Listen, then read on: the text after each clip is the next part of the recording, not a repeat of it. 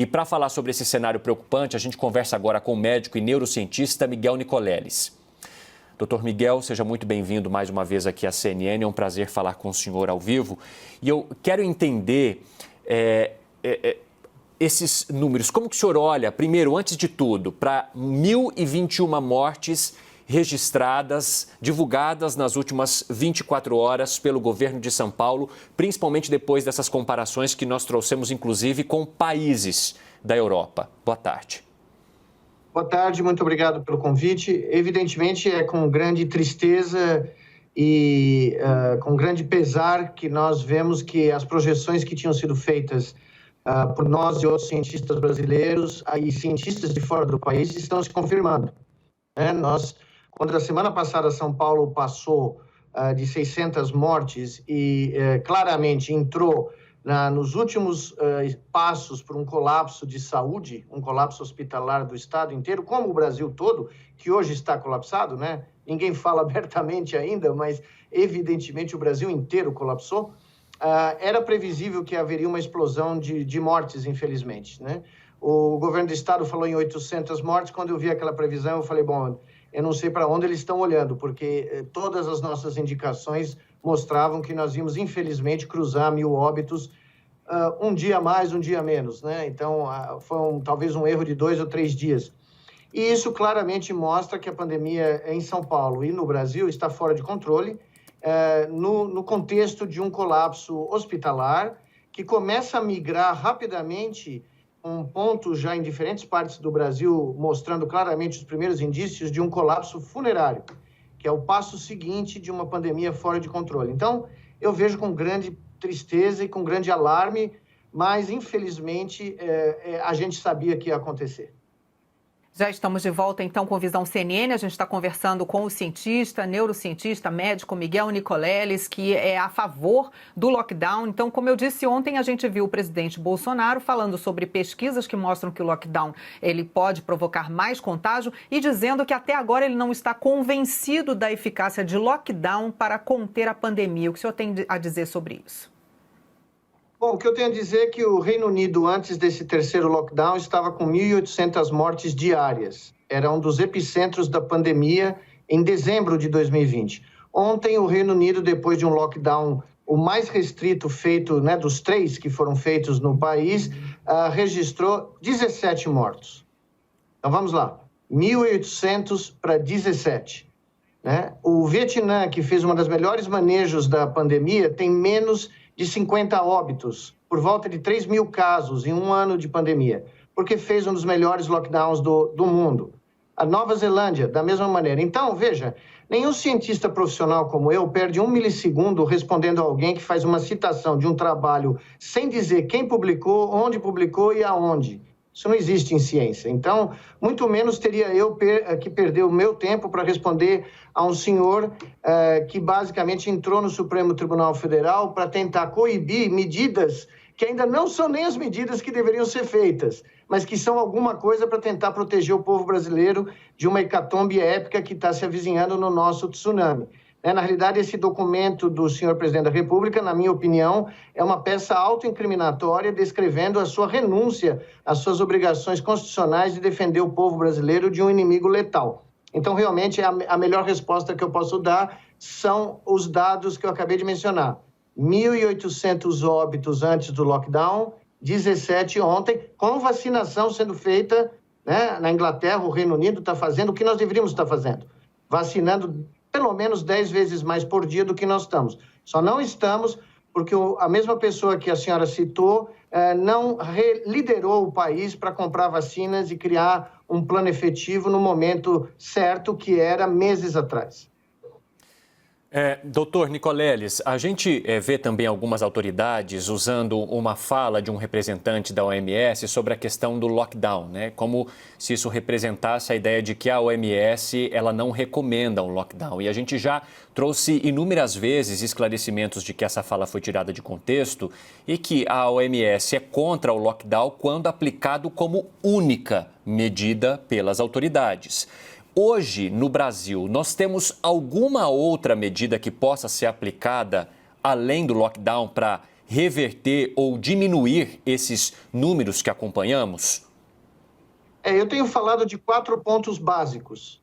Nós teríamos que criar uma Comissão Nacional de Manejo da Pandemia para supervisionar todos os aspectos da pandemia a nível nacional. Um Estado maior de combate à pandemia, como todos os países, né, fizeram e o Brasil nunca realmente fez. Segundo, nós tínhamos que criar bloqueios de fluxos de pessoas. Nós precisaríamos diminuir o fluxo não essencial pela malha rodoviária, pela malha aeroviária, porque esses fluxos estão sendo responsáveis não só pela crescida de casos, mas pela transmissão de variantes mais graves dentro do Brasil. Nós estamos vendo isso claramente. Terceiro, nós temos que aumentar a vacinação, como a gente acabou de comentar, pelo menos 10 vezes. E instituir o lockdown como parte dessas 3 medidas em paralelo. Essa é a receita de sucesso que os países que manejaram muito bem a pandemia usaram. Isso é conhecido. Isso não é, como eu gosto de dizer, rocket science. Isso é a realidade do que foi feito e deu certo.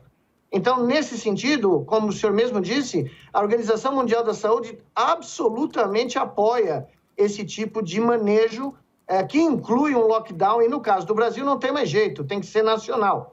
Veja o exemplo da cidade de Sorocaba hoje. A cidade de Sorocaba explodiu, leitos completamente ocupados, recorde de mortes, e o prefeito finalmente decidiu fazer, né, o que tinha que ser feito e incluiu nas suas medidas 5 bloqueios nos acessos da cidade, porque ele se deu conta que o fluxo de pessoas de cidades vizinhas estava contribuindo para a situação caótica em que Sorocaba se encontra nesse momento. No lado oposto, nós temos Araraquara, que fez um lockdown correto e que hoje consegue ter o desafogo dos seus hospitais e uma queda de mais de 50% de casos. É simples, é aritmético, não tem como escapar disso.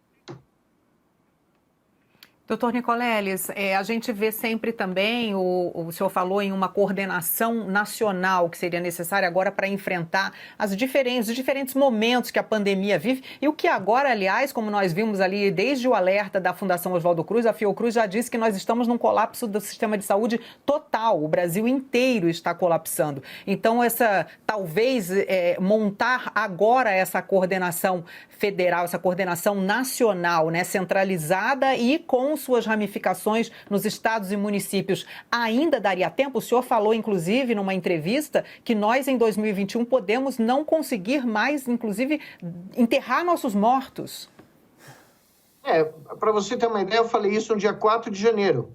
Se o Brasil não fizesse o que eu acabei de falar, nos próximos meses nós não daríamos conta de enterrar nossos mortos. E, infelizmente, isso está para começar a acontecer. Já começou a acontecer em certas regiões do interior do Brasil. A própria cidade de Porto Alegre está tendo dificuldades enormes nesse manejo. Então, eu acho que ainda dá tempo. Ainda dá tempo se nós fizermos essa comissão com o apoio do Supremo Tribunal, do Congresso, do Fórum dos Governadores, das associações de prefeitos, conjuntamente com entidades da sociedade civil e a comunidade científica brasileira. Só que agora nós vamos precisar de ajuda internacional. Nós vamos precisar de países amigos do Brasil que vendam dezenas de milhões de doses de vacinas que estão estocadas, que existem, por exemplo, nos Estados Unidos, em outros lugares do mundo, como a China, a Índia, a própria Rússia, para que esses países amigos do Brasil possam interagir conosco. Mas, para isso, eles precisam ter um interlocutor com credibilidade. E o governo brasileiro perdeu toda a sua credibilidade no exterior. Então, para isso que é preciso uma comissão independente, com credibilidade, apartidária, porque o vírus não tem partido nem ideologia. E ele está ganhando a guerra, claramente. No Brasil, ele está ganhando a guerra. Falando nisso, doutor Nicoleles, sobre ele não ter partido e nem escolher as vítimas, há uma preocupação hoje, porque eu tenho percebido, inclusive ao meu redor, de pessoas próximas, de amigos, de familiares, pessoas jovens e saudáveis morrendo, ou pessoas que têm idade perto dos 60 anos, mas que são saudáveis, fortes, morrendo. O vírus está cada vez mais tornando qualquer tipo de pessoa uma vítima potencial, qualquer tipo de pessoa parte desse grupo de risco. Como que o senhor olha para esse momento que a gente vive agora em relação a essas mortes? Exatamente, o que o senhor falou é absolutamente verdade. O vírus é um organismo coletivo. Não pense no vírus em uma partícula viral. Pense no coletivo de todas as partículas virais infectando uma massa de pessoas suscetíveis. O vírus não vai olhar, como ele está se adaptando muito bem a nós, a nossa biologia, ele conseguiu penetrar em nichos, em faixas etárias, não necessariamente as originais da pandemia. Então, nós temos a média da idade das pessoas internadas em UTI caindo dramaticamente no Brasil. Nós temos jovens de 30, 40 anos começando a ser uma faixa importante dos pacientes graves, intubados, né, e falecendo. Nós temos outra epidemia silenciosa no Brasil, que poucos falam. Nós estamos tendo uma epidemia de partos prematuros. Gestantes estão sendo infectadas, tendo lesões trombóticas da placenta, levando a partos prematuros de crianças que nascem e precisam de UTI neonatal, que estão começando a ficar cheias no Brasil. Tanto das UTIs obstétricas como das UTIs neonatais. E ninguém tem a menor ideia de qual será o efeito crônico desse vírus em crianças que nasceram prematuramente. Então, você vê, são várias camadas de crise, várias tragédias paralelas que nós estamos enfrentando, e nós ainda no Brasil, a minha sensação, eu lamento dizer isso profundamente, é que não caiu a ficha. O Brasil está jogando futebol no meio de uma guerra fora de controle. Alguém consegue imaginar partidas de futebol na Guerra Civil da Síria? Ou quando os nazistas invadiram a Inglaterra, o Winston Churchill permitindo que tivesse jogo do campeonato inglês enquanto Londres era bombardeada? A única diferença aqui é que não é um bombardeio por bombas, é um bombardeio biológico. Mas nós estamos num estado de guerra. E a sociedade brasileira precisa cair a ficha antes que nós tenhamos uma crise da qual nós vamos precisar de anos ou décadas para sair dela. Porque quando você começa a contaminar o lençol freático, o solo, os alimentos com infecções secundárias bacterianas decorrentes de um colapso funerário, a volta demora anos, ela não demora meses. Ou seja, dá tempo, ainda dá tempo, mas é para ontem. Essa comissão nacional é para ontem, porque não dá para lidar com essa pandemia cidade por cidade ou estado por estado, cada um fazendo o que dá na telha. Muito obrigada, doutor Miguel Nicoleles, cientista, médico, conversou com a gente aqui no Visão CNN. Esperamos que suas palavras encontrem eco em quem realmente tem o poder de decisão nesse momento para nos tirar dessa situação que, como suas palavras dizem, já está num ponto de quase não retorno. Muito obrigada, doutor Miguel Nicoleles. Obrigado a vocês, bom trabalho.